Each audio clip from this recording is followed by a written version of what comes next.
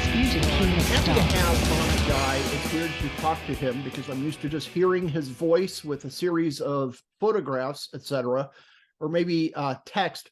WhatIfAltHist, and we'll include links in the show notes. That's his YouTube channel. Rudyard Lynch is his name. I've been watching his stuff for a while, and something that drives me kind of crazy, as I said right before we started doing this interview, is whenever I talk about geopolitics, what's going to happen 10 years from now? Okay, 50 years from now. That's kind of how my brain works, maybe because I'm very steeped in, I'm a real history nerd, and I'm steeped in kind of the huge tectonic changes that occur over time instead of the outrage of the day. And that is kind of the bread and butter of what Rudyard does. So why don't you tell me how the heck you got into this? And it's a very popular account. Thank you. And I'm happy that you pronounced my name correctly. Very few people pronounce Rudyard correctly the first time. But my parents grew up in the thriving metropolis of Rudyard, Michigan, up on the Upper Peninsula. A bunch of Finn farmers there. So that's the only reason I know how. I have one of these apps or whatever where whenever someone types your name into the internet, you get an email about it. And I use it to keep up with what people are writing about me. And 90% of it is from Rudyard, Montana, where it's the local Rudyard, Montana newspaper.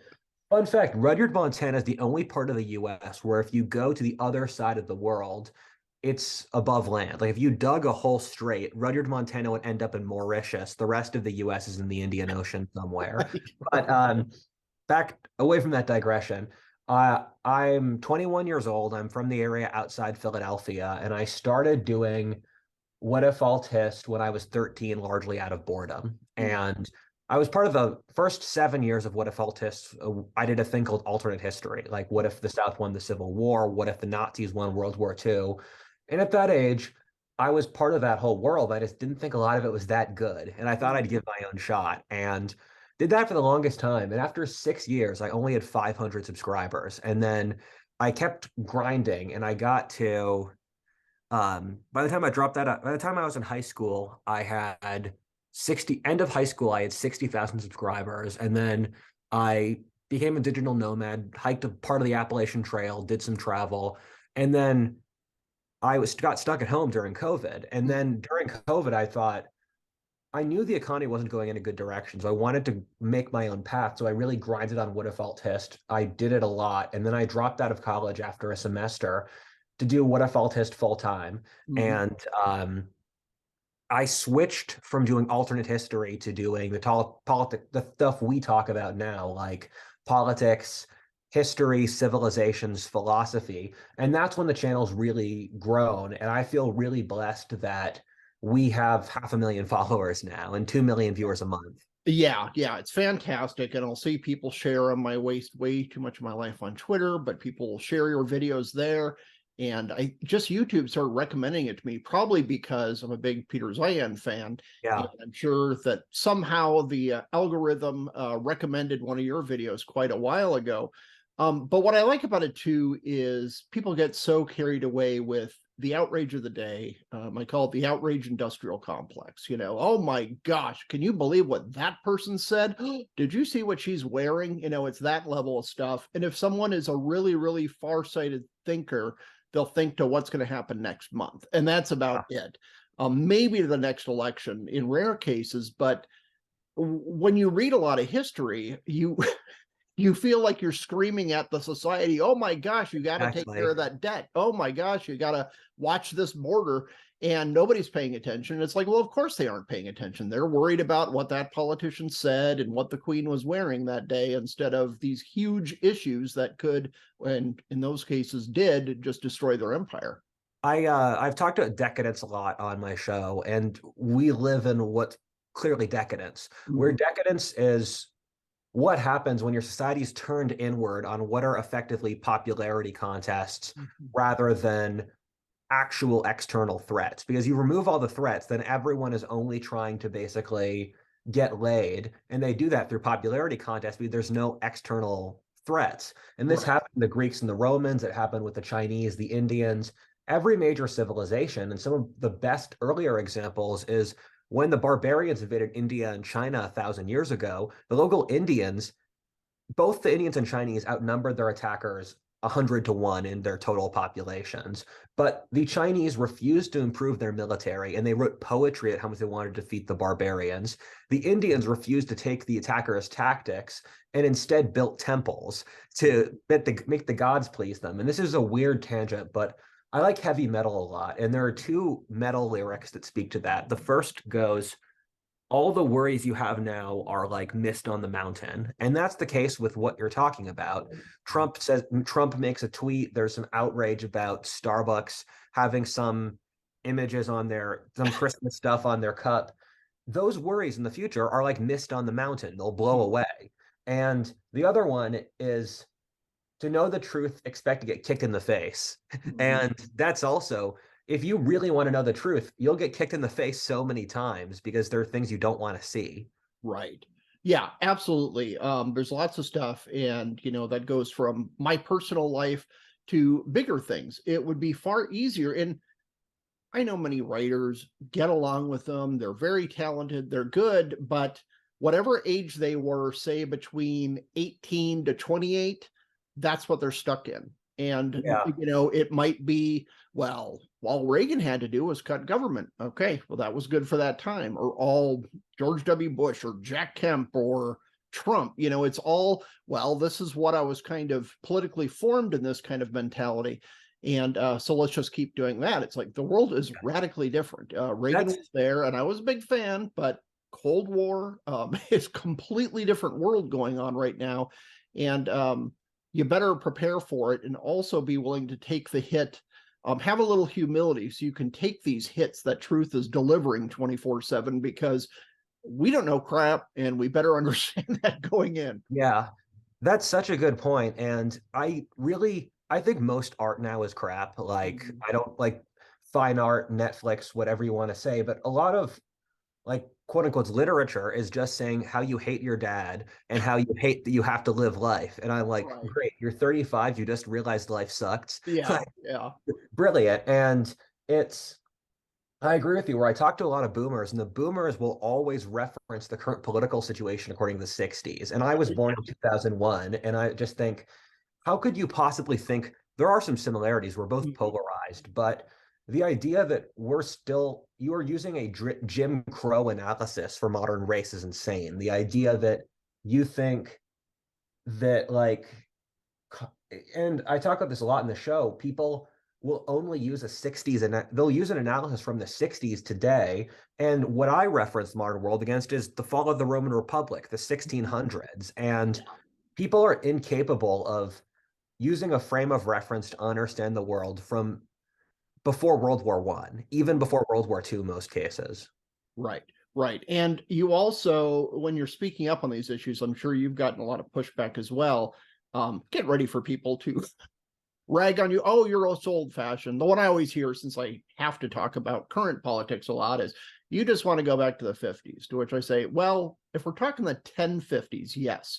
But 1950s had all sorts of problems. Yes, I am an anachronism, and people want to be thought of as the smartest, coolest kid in the room and up to date. It's like, no, there's a lot of things we have to really pay attention to in high tech, free speech issues, digital currencies. There's all sorts of things, drones in the military theater. There's all sorts of brand new things, but we still have this annoying thing called human nature, and you just see the exact same things repeat with slight variations. I just finished reading a brilliant book named The Master and His Emissary, and it's about how our brains are split. And one of the points he makes is the left hemisphere is the one that we're overly dependent upon now. And the left hemisphere gets stuck in logical loops where it makes a logical loop. And if anything exists out of that logical loop, it's physically incapable of taking in the new evidence. And he said the view that comes from that is a combination of extreme gullibility and extreme cynicism. And that's us, where like, if I were to say, I want my country to survive. I want people to live happy, prosperous lives where they can have families. I believe in the truth. I believe in like some degree of honor. People will say, you're a Victorian. Go back. I mean, when your name's Rudyard, it doesn't help. But right. Yeah. And the thing is, those are just obvious things every culture's liked. And then on top of that, you said before, the debt. When our currency blows up, when the European continent's population like when the European or Chinese economies have due to aging, people are going to be in complete shock. Mhm. But if you weren't stuck in your mental lockbox, it would be easy to see. And the thing that shocks me is people like you and I, we're talking about the stuff Zihan brings out. And I love Peter Zihan and his work, but no one outside of our group is talking about what's going to happen when China's population goes down by half. Or how are we going to deal with the world where there are so many more elderly people that we just can't support with our current healthcare system? Yeah, and what happens when you see news flash out of Honduras and government repression? You're like, oh, okay, I live in Arizona. I'll be learning about those effects in about 2 months because it's like all these things are interconnected. And yeah, what's happening in Sudan right now might not help me at my, I don't know, local PTA meeting, but all these interconnections we have going on, especially with the rise of kind of the Bretton Woods world order that is here once and forever. You still, I got a lot of libertarian friends. I have a lot of libertarian leanings, but you still talking about them. No, we just need to remove all barriers and then it raises all boats and everything will be fine. It's like, just so you know, that died quite a while ago. And yeah, it's great on paper, but you need to understand that things are changing really quickly and America isn't going to do the outlays necessary to protect, I don't know, the Malacca Straits and things like this, unless it is in our self-interest and it pays us back 10 times over. Yeah. It's one of my pet peeves is that every political philosophy today is built, and this is one of my massive pet peeves. When most people write histories, they're writing at the lives of Western European intellectuals after 1500 with a chapter about the Greeks and the Romans before. And that's what political philosophy is based off. And communism, for example, is based off the assumption progress will happen no matter what. We just need to divide the progress. But that's insane. If you look at a civilization like China or India, where they'll invent something like gunpowder or the compass and then refuse to use it. Or some ancient in progress it's an exception, it's not the norm. Or you look at libertarians, where libertarians are operating inside basically Western European assumptions, where you have a fair society, there's some shared cultural consensus, but and same with socialism, where I come from Philadelphia, and I had a Swedish friend who was asking me, why don't you support Swedish style taxes and welfare programs? And I said, knowing the Philadelphia government, every cent of that would get stolen. Right. Yeah, the Swedish culture has to come into it. It's a different thing, I'm a Finnish extraction, and that's the thing when they talk about, oh, Finland, it's the happiest country, best education and things. I'm like, well, one thing is for the education, yes, but also they have this shared honor where this is just what you do. When you study, you freaking study. It's not questioned. It doesn't have to be ordered. And as far as Finnish happiness, I try to explain people, you have to understand the Finnish mindset as they expect Soviet troops pouring across their border, a blizzard that will kill half their family. And when a blizzard hits and it kills a quarter of their family, they're like, oh, well, that could have been worse. That's their version of optimism. And so, yeah, when they say happy, it's kind of like, no, I'm content. I'm still alive and I probably won't die in the next week. So, yeah, I'm happy. I'm glad you brought that up, because people talk about Scandinavian happiness, but what they don't say is that in a lot of those countries, they're collectivist. And so if you ask them, are you happy? You kind of have to say yes, because if you put pressure on other people, like you have a baseline of you're living a life, you can afford to send your children to school, you're not going to starve. If you say you're unhappy, but like, what do you think you're more special than us? And happiness is complicated. Where I lived in Peru for a little over a month with a local family there, and they were middle class, and everyone lived in this clan compound. And so you had a lot of they'd meet up and like have parties every like twice a week. And you think about country like Peru where that happens, where it's not a great country, but there are strong impersonal networks. There's a bigger sense of shared community and tradition. How do you measure a country like that where lots of people are extremely poor, but they have that? And then you have, let's say, California, where lots of people are pretty wealthy, but it misses all that. Right. And people are just blowing up in traffic 24/7 because I don't know, this modern high-tech world, it really seems to drive a lot of people crazy. I think all of us, it adds a layer of stress, anxiety, things like that. And some people can kind of sort of manage that or take a good pill that seems to work with their brain chemistry. And a lot of people just, no, they just can't. And if Yeah. they were living in some village 1,000 years ago, they'd be running the place. I'm moving to rural Texas in a week because I Oh, just wow. lived in LA for a couple months and I just can't take this place anymore. I'm from rural Pennsylvania, so it's I get that. And I mean, I said before, the modern world's myopic. We look at the way we see science, and I think that there's a gender is when we didn't want to believe that men and women had any differences, we just stopped researching it. And then because there was no research, we said it was certain that men and women didn't have any differences. Mhm. And that's kind of what we do in our whole society. And I had a conversation recently where we said the only thing that works in society is that when you buy a car, you know it will drive. Yeah, Like yeah. our streets aren't maintained, our Mhm. art is terrible, our government is run by a guy who can't speak coherently. And that's just because my father once said, the left won and seized control of every institution in society because everyone who was competent in the right was busy making money. And Yeah, that's yeah. kind of what happened. Right, right. Yeah, they were there. If they weren't working at hedge funds, they were doing startups. They're in Silicon Valley, or their friends were in Silicon Valley, and they would go on as a partner somehow, and yeah, and get rich and not care about the whole social commitment. That's why the Roman Empire worked for so long. Is the wealth disparity was insane. But part of being rich is, oh yeah, and I'm going to build public baths, and I'm going to fund this army, and I'm going to feed these 4,000 people in this segment of town. Same And with the if you Brits. didn't, you would probably, get the equivalent of an ice pick to the head. So you Yeah. just did it. In the British Empire, if you were part of the aristocracy, they forced you to go to a public school, which most Americans, it means the opposite. It's private Right. for them. They made you go to this private boarding school where you'd take cold showers and you'd have to study the classics. And on top of that, it was even elite networking. So it established a very cogent elite. And one of the problems in America is we just have no elite coherency.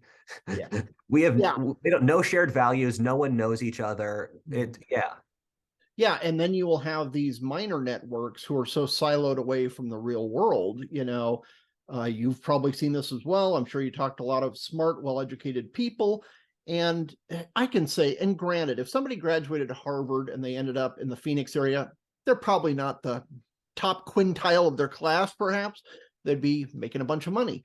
But I've worked with several Harvard grads, and there's like, they can't creatively think their way out of a wet Yeah, paper I've bag that's because they're happened to just me. like, no, I studied for the test, and here are the approved answers, and don't make me go outside that comfort zone. I'm like, wow, if you guys are our elite, we're in deep trouble. Yeah, that's so perfectly said because I met a lot of Harvard people, and it's exactly what you said. They've been. I mean, I'm sure you know a lot of helicopter parenting, but that's the norm where their parents push them to pass the test, but Mhm. they're incapable of functioning in the real world. And like the people I meet that are most capable are WhatIfAltHist fans, if I'm honest. And Right, they're right. totally just for a lot of the young guys, they're some dude who lives in, I don't know, Akron, Ohio, who Mhm. is incredibly smart and hardworking and competent, but he's just living a life. Yeah. And he's not getting into positions of authority. And with Silicon Valley, it's kind of shocking how insulated they are from reality because Mhm. they treat AI as if it's some god that will cause a rapture that will save humanity. Or they're like, we need to put chips in everyone's brain. And I'm thinking, the way America's going, the average American will burn you as a witch if you try to do that. Yeah, yeah, completely. And it ties into this progress is always good thing. It's I don't know, going back to Hegel or whomever, where it's just like, okay, well, let's put God to the margins, but progress, that history, it is moving us inexorably forward. I'm like, okay, so you rename God and he's the one who's making everything perfect over time. Yeah. The good book says the opposite's going to happen, but all right, you go. And again, one thing that drives me crazy, I've written a lot about it, is being on the right side of history is like the worst phrase ever, because If you were a Menshevik in 1918, you were on the right side of history until about 2 years later when you were getting a bullet in the back of the head. And if you were just kind of a loyal, patriotic, trying to do the right thing Russian, you were on the wrong side of the history until like the early 90s. Then all of a sudden, hey, I'm free again. So, and now Yeah. the church is popular again. There are no sides to history. Yeah, I just finished my communist civilization video, and I could send you the unlisted version. Oh, great, In a few great. days. But I think you're really going to love it. And I go through that, and the point I make about communism is they say they're a purely scientific materialist worldview, but they never use the scientific method, and you said it, they replaced progress for God. And I think you've just made a spiritual decision, and it's, as you said, history goes back and forth, and the people who say they're on the right side of history are most likely to not be it, because they will fail to see errors that will screw them over. Right.